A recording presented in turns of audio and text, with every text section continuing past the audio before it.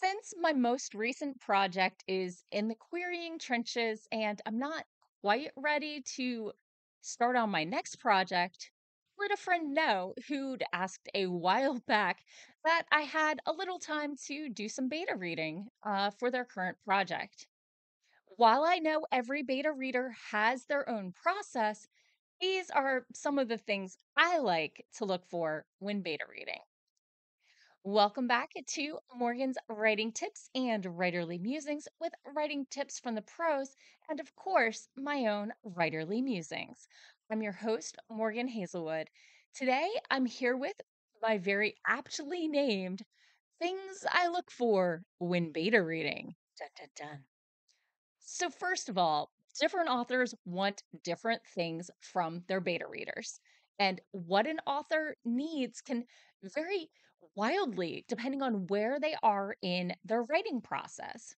Now, I typically work with finished and edited manuscripts when beta reading, but some people use early readers, either critique partners who are writers or alpha readers who are just readers who get in early, so that they can get feedback early in the drafting phase.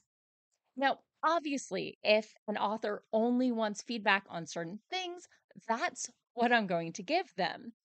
But if they give me some leeway, while I am working on becoming more of a developmental editor, someone who helps with the story and the pacing, I naturally do a fair amount of line edits, word choice, and sentence structure, and even a touch of copy editing, which is punctuation and grammar and spacing and all that stuff. So, what do I look for when beta reading? Number one, I look for plot holes. Did a character disappear? Did the setting change? Do the plot decisions make sense? Next up, I look at plot pacing. All scenes typically exist for one of three reasons: plot, world building, or character development. If your scene isn't doing at least two of the three, you usually need to either add to it or remove it entirely.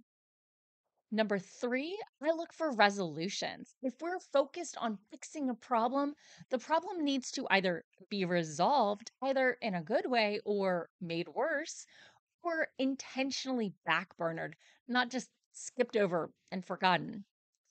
So that's mostly developmental. Now let's get into more of the line stuff. I look for page pacing. Find it best to switch between dialogue and narration and action and description regularly. If you linger too long on any one thing, the reader's minds start to wander. Next up, I look for clarity in who is saying or doing an action. While pronouns are handy, you remember they refer to the last person, usually of the same gender, referenced in that sentence or paragraph or page. And I try to use names or at least a descriptive title at least once per page, and definitely during the first reference to that character within a chapter. Uh, Next up, I'll look for smooth phrasing. If I have to read a sentence more than once, I'll check to see if it's me or the sentence. And if it takes me more than two reads to parse out what you're trying to say, I flag it for rewording, often offering suggestions. If a sentence reads clearly, but the phrasing doesn't sound natural for that character or setting, I'm also going to flag it. Another thing I look for is word choice. Not all characters should talk the same or reason the same way. I'm pretty broadly read, so if I have to look a word up for meaning, I'd suggest to the author either making it clear in the first usage or finding a different word. Now, obviously, industry specific jargon, especially in dialogue, would be the exception, but maybe describe what the word is trying to be used as in the narration. Note, I have trouble with this. My librarian mother called me out on using big words when smaller words would do. And after a fair amount of incredulity and sulking, I realized that My bad habit was sacrificing readability and accessibility in my pursuit of precisely the right word. And I'm working on that. So I hear you.